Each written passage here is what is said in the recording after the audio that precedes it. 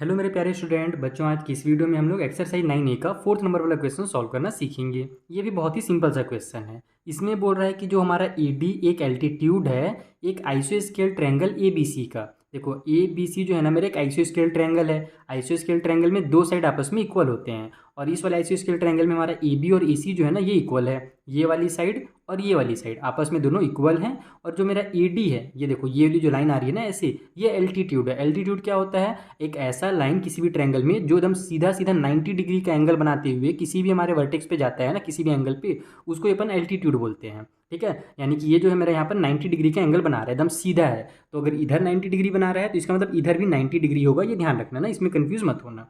ठीक, तो अब अपने को क्या करना है, आपको ये शो करना है कि जो AD है मेरा वो बाइसेक्ट कर रहा है BC को। तो देखो जो मेरा AD है ना ये BC को बाइसेक्ट कर रहा है। यहाँ से लेकर के मान लो अगर यहाँ तक हमारा अगर 4 सेंटीमीटर है टोटल, तो ये जो मेरा लाइन यहाँ पर आया है ना, तो क्या किया कि इधर यहाँ से यहाँ तक 2 सेंटीमीटर कर दिया और यहाँ से यहाँ तक भी 2 सेंटीमीटर कर दिया। बाइसेक्ट का मतलब होता है कि दोनों साइड बराबर बराबर पार्ट में डिवाइड कर देना। तो अगर अपन क्या करें, यहाँ B से लेकर के D तक और C से लेकर के D तक दोनों को अगर आपस में अपन इक्वल प्रूफ कर देंगे तो मेरा AD जो है वो ऑटोमेटिकली ही हमारा बाइसेक्टर प्रूफ हो जाएगा। ठीक है, क्योंकि बाइसेक्टर का काम ही रहता है इक्वल इक्वल पार्ट में इक्वल क्या करना, बाइसेक्ट करना।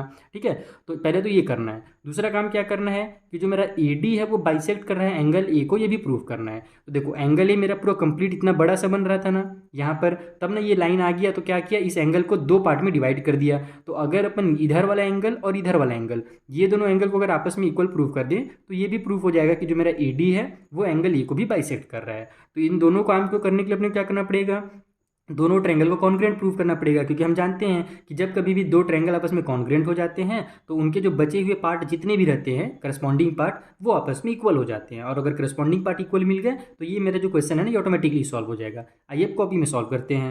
तो देखो हमें क्या करना है, ये दोनों ट्रायंगल को आपस में कॉन्ग्रुएंट प्रूफ करना है। तो यहाँ पर आप लोग इस तरीके से लिख लोगे कि इन ट्रायंगल ABD, ये वाला ट्रायंगल ABD में और इधर से ACD में, यानी इन दोनों ट्रायंगल में हमारे पास अब क्या क्या इक्वल हैं, तीन चीज़ें आपस में इक्वल करनी रहती हैं कॉन्ग्रुएंट प्रूफ करने के लिए। तो सबसे पहले तो हमारा ये एंगल दिख रहा है, यहाँ पर ये वाला एंगल 90 डिग्री है और इधर भी इसका एंगल एक 90 डिग्री है। तो यहाँ पर हम लिखेंगे कि ADB जो एंगल है यहाँ पर इस वाले ट्रायंगल का, एंगल ADB वो इक्वल है इधर वाले का ADC का, is equal to angle ADC।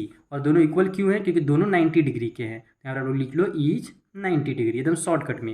ये 90 डिग्री कैसे पता चला वो सब बताने की जरूरत नहीं है, क्योंकि वो क्वेश्चन में बोल दिया था कि एल्टीट्यूड है हमारा। ठीक है, तो दोनों हमारे 90 डिग्री हो गए। उसके बाद अगर आप देखोगे तो 90 डिग्री वाला हमारा ट्रायंगल है तो इसका ये हाइपोटेन्यूज हो गया और इधर से इसका ये वाला हाइपोटेन्यूज हो गया। तो ये दोनों भी आपस में हमें क्वेश्चन नहीं बोला गया है कि क्या है, इक्वल है। ये दोनों हाइपोटेन्यूज जो है ना दोनों ट्रायंगल के इक्वल है। तो इधर से आप बता दो कि जो मेरा AB है वो इक्वल है हमारे AC का। और ये कैसे पता चला, तो ये अपने को क्वेश्चन में गिवन था, लास्ट में बोला गया था ना कि हमारे AB और AC क्या है, आपस में इक्वल है, आइसोस्केल ट्रायंगल थे इसलिए। ठीक है, तो हमारा क्या हो गया, एक राइट एंगल और एक हाइपोटेन्यूज आपस में इक्वल प्रूफ हो गया। अब अगर अपन एक साइड ले लेते हैं तो हमारा जो क्या होगा, राइट एंगल हाइपोटेन्यूज और साइड RHS वाला जो हमारा कॉन्ग्रुएंट रूल है उसके तहत दोनों हमारे जो ट्रायंगल होंगे कॉन्ग्रुएंट हो जाएंगे। तो वो हमारा साइड कौन सा काम करेगा, ये वाला काम करेगा। देखो जो AD मेरा साइड है वो इधर वाले ट्रायंगल के लिए भी है और इधर वाले ट्रायंगल के लिए भी है, दोनों के लिए क्या है, कॉमन है। तो यहाँ पर आप लोग लिख दो कि जो AD है वो इधर है और इधर भी AD है, दोनों साइड ये क्या है, बराबर है। अगर इधर 2 सेंटीमीटर होगा तो इधर भी क्या होगा, 2 सेंटीमीटर ही होगा। तो यहाँ पर आप लोग लिखोगे ये हमारा कॉमन साइड है, तो शॉर्टकट में कॉमन। तो देखो राइट एंगल मिल गया, हाइपोटेन्यूज मिल गया और एक साइड मिल गया। इसका मतलब कि ये दोनों ट्रायंगल आपस में क्या होंगे, कॉन्ग्रुएंट ही होंगे। तो यहाँ पर आप लिखो इसलिए मेरा जो ट्रायंगल ABD होगा वो कॉन्ग्रुएंट हो जाएगा हमारे ट्रायंगल ACD का। और कौन से रूल से हुआ, तो by right angle hypotenuse and side rule से, RHS रूल बोलते हैं इसको शॉर्टकट में। ठीक है, तो हमारा RHS रूल से ये दोनों कॉन्ग्रुएंट हो गया। और अगर ये दोनों आपस में कॉन्ग्रुएंट हो गए तो पहला चीज़ हमसे क्या बोला था कि आपको ये जो AD है इसको प्रूव करना है कि ये BC को बाइसेक्ट कर रहा है। तो अगर दो ट्रायंगल आपस में कॉन्ग्रुएंट हैं तो इसके जो करस्पॉन्डिंग पार्ट है, यानी ये वाला पार्ट और इसके वाला ये वाला पार्ट, ये दोनों भी आपस में क्या होगा, इक्वल हो जाएगा।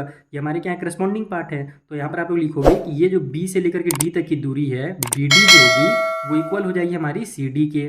और अगर ये दोनों आपस में इक्वल हैं इसका मतलब यही है कि हमारा जो AD है वो क्या किया है, इस बड़े वाले लाइन को बाइसेक्ट किया है, क्योंकि बाइसेक्ट करेगा तभी तो दोनों आपस में इक्वल होंगे ना। हैंस यहाँ पर आप लिखो इसलिए हमारा जो AD होगा वो बाइसेक्ट करेगा हमारे BC को। तो AD बाइसेक्ट BC। ठीक है, तो एक चीज़ तो प्रूफ हो गया पहला वाला। यहाँ पर आप लोग फर्स्ट नंबर डाल करके भी लिख सकते हो, शुरू में ही लिख लेना। अब सेकंड वाले को प्रूफ करना है तो वो भी बहुत सिंपल है। यहाँ पर हमने क्या, अच्छा ये हमारा इक्वल क्यों, इक्वल कैसे हुआ, तो इसको भी आपको जरूर बताना है ना, CPCT से हुआ, corresponding part of congruent triangle से। ये हमारा एक रूल है कि दो ट्रायंगल अगर आपस में कॉन्ग्रुएंट है तो उसके बचे हुए पार्ट भी आपस में इक्वल ही होंगे। इसको ही शॉर्टकट में CPCT बोला जाता है, corresponding part of congruent triangle. तो एक चीज़ तो हो गया। दूसरा अब हम लोग क्या जानते हैं कि अगर या आपस में ये दोनों, ये वाला ट्रायंगल और इधर वाला ट्रायंगल आपस में इक्वल है, इसका मतलब कि यहाँ पर जो एंगल बनेगा और इसका यहाँ पर जो एंगल बनेगा, ये दोनों भी आपस में क्या होंगे, इक्वल हो जाएंगे। तो इसका नाम दे दो आप लोग BAD। इसमें लिखो सेकेंड कि एंगल जो हमारा BAD है, नाउ करके लिखना क्योंकि हम लोग दूसरा क्वेश्चन सॉल्व कर रहे हैं। तो now BAD is equal to हमारा एंगल CAD का। ठीक है, CAD का इधर वाला एंगल और इधर वाला एंगल आपस में इक्वल है। और क्यों इक्वल है तो वही चीज़ हमारा करस्पॉन्डिंग पार्ट है, यहाँ पर भी आप लोग लिख दो CPCT से।